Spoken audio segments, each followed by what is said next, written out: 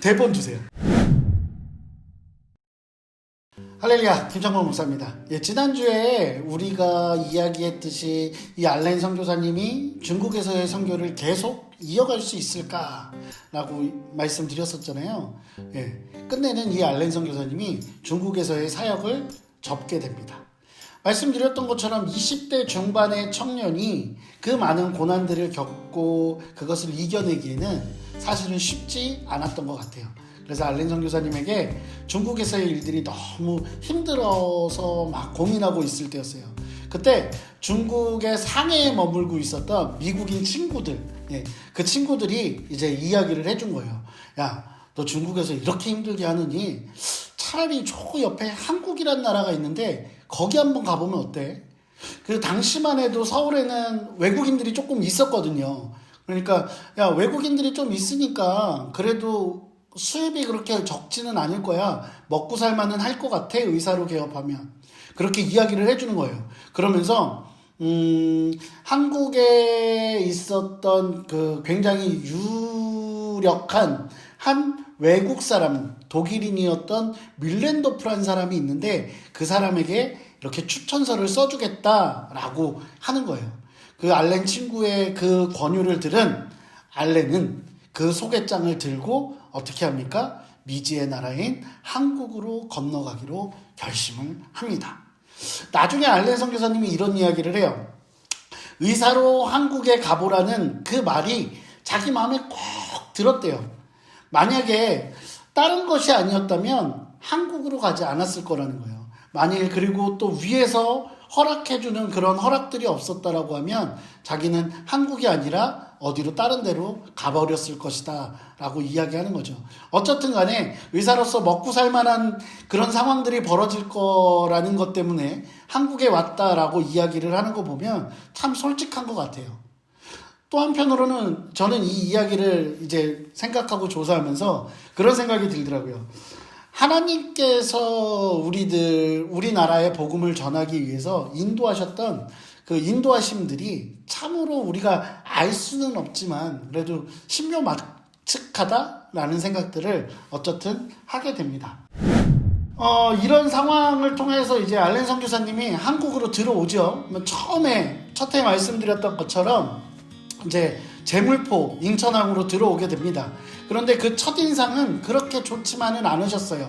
1884년 9월 20일 인천에 도착하셨는데 그 당시 제물포에는 잠을 잘 만한 그런 숙박 장소가 제대로 된 게 없었어요. 그래서 중국인이 운영하는 호텔, 여관 뭐 이런 것들이 하나 있었을 뿐인데 이제 알렌이 처음에 와서 거기 딱 그 중국인 호텔에 가서 잠을 잘 수가 없는 거예요. 너무 더러워서. 그래갖고 자기 수건으로 이렇게 베개를 감싸고 침대에서 잠을 잔 게 아니라 그 당구 치는 당구대 있죠. 그 당구대 위에서 하룻밤을 잤다고 합니다. 그렇게 하고 인천에서 하룻밤을 자고 아침에 일어나서 음식도 안 맞을 거 아니에요.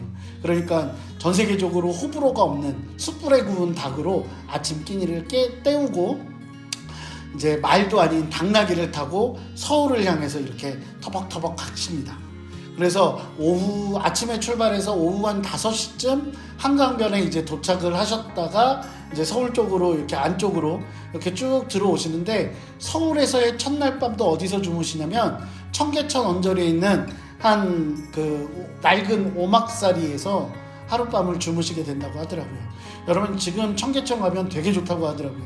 그런데 옛날에 청계천 하면 어떤 곳인지 여러분 아시죠? 얼마나 많은 냄새와 또 그런 좀 시끄러움들이 있지 않았겠습니까?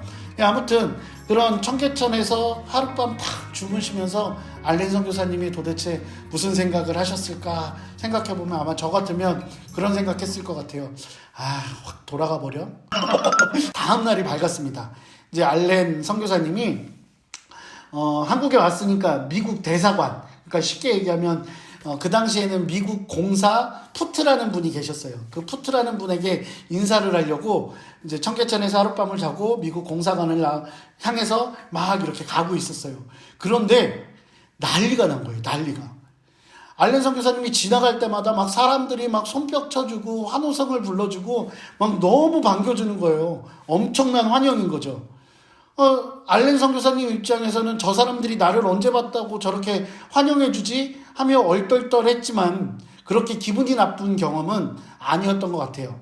이게 알렌 선교사님이 그렇게 환영을 받았던 것은요, 사실은 이유가 있었어요.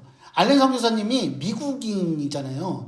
그 미국인이었기 때문에 이렇게 환영을 받았거든요. 왜 그러냐면 그때가 때마침 미국 군함 트렌토노가 한국에, 그러니까 조선에 입항을 했던 때예요. 그런데 이 미국 배가 왜 중요하냐면 민영익이라는 사람이 있어요. 여러분 이 이름 잘 기억하셔야 돼요. 민영익. 이 사람을 태우고, 그러니까 이 민영익이라는 사람이 미국 사람들을 데리고 들어온 거예요. 그러면서 이제 보빙사라고 이야기를 하거든요. 그게 뭐냐면 미국에서 우리나라로 화갑을 보낸 거예요. 미국 군인들과 함께. 그래서 이 사람들을 막 환영해 주라고 여기저기 이렇게 방이 붙어 있는 거예요. 그래서 사람들이 일부러 사람들을 동원해서 미군들을 보면 막 환영해주고 그런 것들이 있는 거예요. 옛날에 우리 그런 거 있잖아요. 베트남전에 나가는 맹호부대 사람들한테 이렇게 손 흔들어주고 외국 수상이 들어오면 그 사람 지나가는 길에서 막 이렇게 국기 흔들고 그러면서 환영했던 것처럼 그런 거를 한 거예요. 왜냐면 이 민영익이라는 사람이 민비, 그러니까 여러분들 명성황후 아시죠? 예, 그 명성황후가 되게 예뻐하던 조카였어요. 그러니까 이 사람이 데리고 온 사람들이니까 얼마나 잘 대접하고 환영해야 되겠어요. 그래서 그 당시에 미군들이 환영을 받을 수 있는 그런 상황들이었거든요. 예, 그렇게 환영을 받은 알렌 선교사님 입장에서는 얼마나 좋겠어요. 중국에서는 어땠다고요? 막 이 사람 지나가면 막 돌 던지고 막 야 귀신이다 막 손가락질하고 죽이려고 하고 그랬는데 오자마자 모르는 사람들이 날 이렇게 환영해줘. 그러니까 얼마나 행복하겠어요. 비록 한국이란 나라가 좀 낙후해서 첫인상은 조금 별로 좋지 않았지만 그럼에도 불구하고 이제 굉장히 그 마음 가운데 기쁨이 있었어요. 그래갖고 너무 행복하다 그런 마음들을 아마 가지고 계셨을 거예요. 더군다나 이 미국 공사였던 사람 있죠. 이 미국 공사였던 푸트라는 분은 나이가 되게 많으세요. 여러분 나이가 많으면 뭐가 가까워야 되는 줄 아세요? 병원이 가까워야 돼요. 이 미국 푸트 공사도 나이가 많다 보니까 여기저기 아픈 데가 많았어요.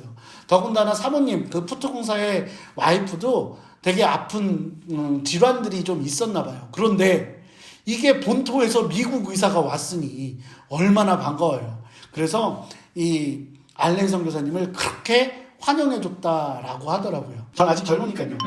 미국 공사뿐만 아니라 당시 이제 조선의 황제였던 고종 황제도 이 알렌 선교사에 대해서 관심이 되게 많았었나 봐요. 그래서 야 도대체 이 사람이 누구냐? 라고 이제 물어봤나 봐요. 미국 공사에게. 그랬더니 혹시 선교하러 온 거 아니야? 기독교 아니야? 그랬더니 이분은 의사입니다. 라고 이렇게 옆에서 도와주고 그 다음에 챙겨주고 그런 일들이 있었다라고 이야기를 하더라고요. 이후 이 알렌은요 굉장히 인기가 좋아져요. 한국에서. 왜냐하면 뭐 푸트 공사도 되게 이렇게 잘 챙겨주고 그래서 그런지 몰라도 당시에 있었던 미국 공사들 뿐만 아니라 서양에 있었던 많은 공사들을 관리해주고 그들의 아픈 부분들을 치료해주던 그 외국인 의사로 되게 유명했었고 또 일본 사람들이나 그리고 나중에는 한국 왕궁에 그 조선의 왕궁에 뭐 민비나 아니면은 그 명성황후나 고종황제 또는 그 친인척들까지도 돌봐주던 그런 공이라는 직함을 가지고 우리나라에서 활동하게 됩니다. 어떻게 보면 이 알렌 선교사님이 들어오셔서 굉장히 긍정적인 이미지들을 만들어 놓았기 때문에 이런 많은 우리나라에서의 선교사님들이 들어오셔서 잘 적응할 수 있지 않았을까라는 생각이 들어요. 그런데 한편으로는 이분이 고종황제에게 선교사가 아니라 의사로 소개를 받았잖아요. 그러다 보니까 한 가지 문제가 있어요. 뭐냐면 한국 선교의 시작을 언더우드 선교사님이 했냐 아니면 아펜젤러가 입국한 1885년 4월로 볼 것이냐 라는 이야기들이 있고, 아니면 이 알렌 선교사님으로 볼 것이냐 라는 그런 문제들이 생기는 거예요. 그런데 알렌 선교사님이 비록 의사의 신분으로 들어오셨지만 이곳에서 오셔서 기독교가 전파되어질 수 있도록, 그리스도의 복음이 전파되어질 수 있도록 많은 일들과 활동을 하셨기 때문에 우리나라 첫 번째 선교사님으로 보는 것이 온당하지 않을까라는 생각들을 저는 개인적으로 해봅니다. 아무튼 이렇게 알렌 선교사님이 한국에서의 놀라운 그 생활들이 이제 펼쳐지기 시작합니다. 근데 이분의 삶이 그렇게 막 이렇게 순탄하지만은 않아요. 특히 우리나라 역사의 아주 중요한 현장에서 중요한 역할을 하거든요. 여러분들 나중에 살펴보시면 알겠지만 이 알렌 선교사님이 우리나라 드라마에도 몇 번이나 그 알렌이라는 역할로 등장하는 그런 드라마들이 제가 아는 것만도 한 2개 정도 되거든요. 도대체 어떤 역사의 현장에 함께 했는지 다음 시간에 그걸 살펴보도록 하겠습니다. 오늘은 여기까지입니다. 할렐루야.